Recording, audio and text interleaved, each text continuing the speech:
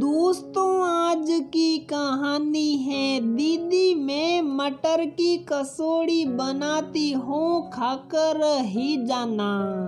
दोस्तों कहानी शुरू करने से पहले अगर आपने हमारे चैनल को सब्सक्राइब नहीं किया है तो सब्सक्राइब कर लीजिए ताकि आपके पास पहुँचे हर नया वीडियो।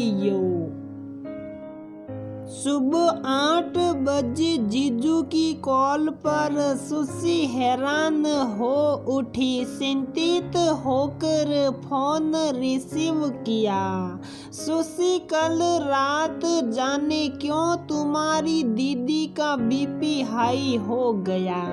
शाम से कुछ घबराहट सी थी। मैंने डॉक्टर के यहाँ चलने को बोला तो गई नहीं। रात अचानक से रोने लगी। तब मैंने अपनी मशीन से बीपी चेक किया तो काफी हाई था। मैंने फैमिली डॉक्टर से पूछ कर दवा तो दे दी है। आज डायरेक्टर के साथ जरूरी मीटिंग है सो ऑफिस भी जाना जरूरी है। क्या तुम दिन में आ सकोगी सैली के पास? जीजू एक सांस में ही अपनी सारी बात बोल गए। जी जरूर जीजू, ये भी कोई पूछने की बात है। मैं 11 बजे तक पहुंच जाऊंगी। आप निश्चिंत होकर ऑफिस जाइए। सुशी ने अपनी मेड को फोन कर जल्दी आने को बोला और फटाफट किचन का काम निपटाने लगी। आदित्य को सब बताया और शाम को ऑफिस से लौटने पर दीदी के घर से खुद को पिक कर लेने को बोल दिया। सुशी काम तो निपट रही थी लेकिन उसके दिमाग में उथल पुथल चल रही थी कि आखिर दीदी को ऐसा क्या गम है कि हाई ब्लड प्रेशर का रोग लग गया उन्हें। 2 आज्ञाकारी और पढ़ाई में अव्वल पुत्रों की माँ, उस पदस्थ अधिकारी की पत्नी जिनकी 3 कोटियां शहर में खड़ी हैं, उनके दिल में कौन सी बात घर कर गई। सुशी 4 बहनों में सबसे छोटी हैं और सैली सबसे बड़ी। दोनों एक ही शहर में रहने के कारण एक दूसरे की परेशानियों में साथ खड़ी हो जाती हैं। सैली के सबसे बड़ी होने के कारण सभी बहनें उसकी हर बात मानती। सुशी और सैली के बीच तो 10 वर्ष का अंतराल था। अतः बहुत सी चीजें तो उसने दीदी से ही सीखी थी। उनकी बॉन्डिंग भी आपस में बहुत अच्छी थी। इसीलिए जब दोनों ने एक ही शहर में घर बनवाया तो बेहद प्रश्न थी। अब माँ पापा के ना रहने पर दीदी ही तो थी उनकी जगह। सोच कर सुशी के नेत्र सजल हो उठे कि दीदी को तो स्वस्थ रहना ही पड़ेगा अपनी बहनों के लिए। अपने वायदे के अनुसार सुशी 11 बजे सैली के घर पहुंच गई। सैली सोकर उठी थी क्योंकि देर रात तक उसे नींद ही नहीं आ सकी थी। सुशी सैली के गले लगकर बोली, क्या दीदी आप भी न कहाँ से बड़े लोगों की बीमारी ले बैठी। ऐसा क्या हो गया जो हमें भी नहीं पता? क्या बातें दिल में छुपा रखी हैं? ऐसा कहा उसने माहौल को हल्का बनाने का प्रयास किया।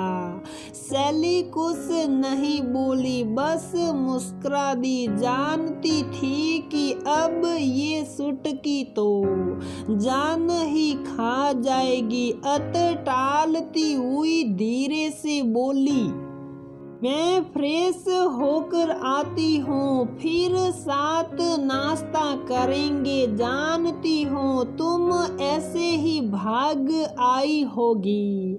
किचन में खाना बनाने वाली पोए और टोस्ट तैयार कर रही थी। सुशी ने अपने लिए चाय भी बनाने को कहा और सोफे में धंच कर आराम करने लगी। सुबह की भागम भाग और सैली की चिंता ने थका दिया था। दोनों ने नाश्ता किया और बेडरूम में आकर लेट गई। दोनों बहनों को जब ढेर सारी बात करनी होती थी तब वो ऐसे ही पसर कर बात करती थी। हाँ तो बताओ तो जरा ऐसा क्या हुआ? और अचानक से तो कुछ नहीं हुआ होगा। कौन सी बात तुम्हें परेशान कर रही है? माना मैं तुमसे बहुत छोटी हूँ, फिर भी थोड़ी बहुत तो अक्ल है मुझ में। हंसते हुए फिर कुछ गंभीर होकर सुशी बोली। आज सैली ने फिर कुछ भी न छिपाया। शादी के 22 वर्षों तक जो गुबार वो मन में दबाए बैठी थी आज सुशी के समक्ष रख दिया। 4 बेटियों के पिता राकेश जी ने जब सैली का विवाह सुधीर के साथ किया तब वो IAS कैडर की तैयारियों में लगे थे। इसी वजह से उन्होंने कोई जॉब नहीं ज्वाइन की थी। 3 भाई 3 बहनों में सबसे बड़े बेहद शालीन और सादगी पसंद व्यक्तित्व था उनका। बड़े होने के नाते वो अपनी जिम्मेदारियों को बखूबी समझते थे, इसलिए अच्छे पद पर नियुक्ति चाहते थे। शादी के बाद वो सैली को कहीं घूमने फिरने भी नहीं ले जा सके। सैली जब मायके आती तो यहाँ उसके सभी शौक पापा पूरे कर देते, लेकिन सैली के मन में कहीं न कहीं कसक रह जाती कि वो अपनी बहनों की फरमाइशें नहीं पूरी कर पाती। ससुराल में भी सबसे बड़ी बहू होने की वजह से घर के कामों की जिम्मेदारी रहती। 2 सालों बाद सुधीर जी की मेहनत रंग लाई और वो NTPC में उस पद पर नियुक्त हो गए। ऑफिस की तरफ से बड़ा सा खूबसूरत बंगला मिला जिसे अब दीदी सजाने संवारने लगी।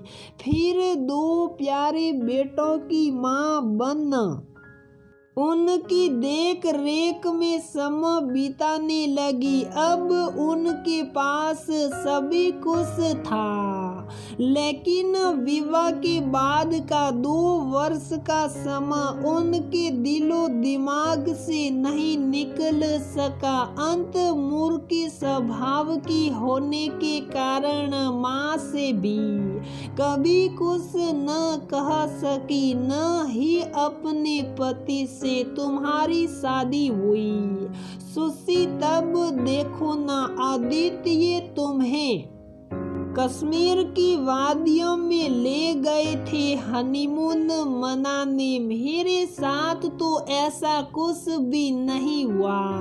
स्वाति और स्वीटी भी गई हनीमून पर, एक मैं ही नहीं जा सकी।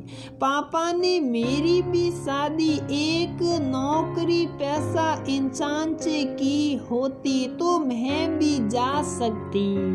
तुम्हारे जीजू की नौकरी लगी भी तो सब भाई बहन उनका मुंह देखने लगे और तुम्हारे जीजू भी उनकी हर फरमाइशें पूरी करने लगे। सुशी हैरान रह गई क्योंकि वो जानती थी कि जीजू ने कभी भी दीदी और दोनों बच्चों को कोई कमी नहीं होने दी। हर साल कहीं न कहीं घूमने जरूर जाते, यहाँ तक कि विदेश भी घुमा लाए थे वो दीदी को। शादी की सालगिरह पर हर वर्ष कोई न कोई ज्वेलरी जरूर दिलवाते हैं। साड़ी कपड़ों से वार्डरोब अटी पड़ी है, तो ऐसे में अगर वो अपने भाई बहनों के लिए कुछ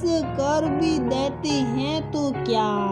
यही बातें वो मन में घोटती रही हैं इतने वर्षों से, जिसकी परिणति है ये ब्लड प्रेशर। सुशी ने कहना शुरू किया, दीदी तुम्हें तो जीजू पर फक्र होना चाहिए और तुम बेकार की बात को दिल लगाए बैठी हो। आप उन 2 सालों की बर्फ मन में जमा कर बैठ गई हो।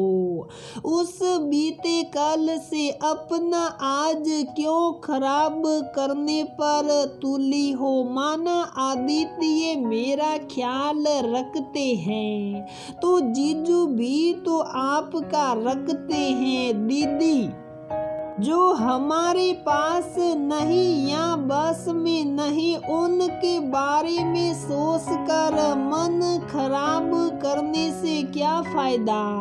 जीजू आपको एक से एक ज्वेलरी दिलाते हैं, आदित्य मुझे नहीं दिलाते, लेकिन मुझे तो कोई फर्क नहीं पड़ता। मैं क्यों ये सोच कर अपना मन खराब करूं?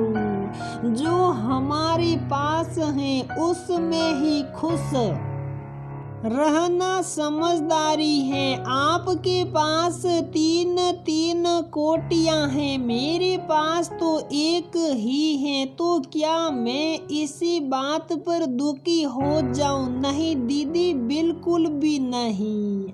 आप बीते कल को सोच आज को मत व्यर्थ करिए और खुद चिंता मुक्त होकर स्वस्थ रहकर आने वाले कल को सुव्यवस्थित व सुंदर बनाइए। सुशी की बातें सुन शैली अपनी सोच पर शर्मिंदा हो उठी। काश मैं ये सब पहले ही खुलकर तुमसे कह लेती तो शायद ये बीमारी से 2 साल न होती। तुम सही कह रही हो, अपनी खुशियों की दुश्मन में सवाही बन बैठी थी।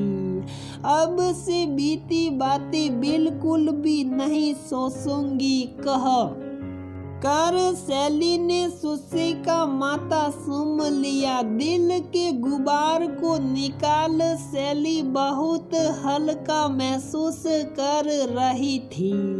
वो किशन की ओर बढ़ चली। अरे कहाँ जा रही दीदी, आप तो बीमार हैं। सुशी ने चुटकी ली। बीमार हो मेरे दुश्मन, मैं तुम्हारी पसंदीदा मटर की कचौड़ी बनाती हूँ, खाकर ही जाना। सुशी ने राहत की सांस ली। आखिर दीदी आज की अहमियत जो समझ गई थी।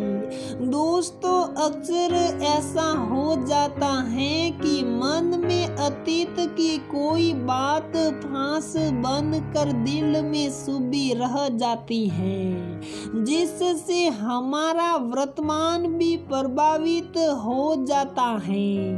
बीते कल को भूल आज में खुश रहकर आने वाले कल का स्वागत करना ही समझदारी है।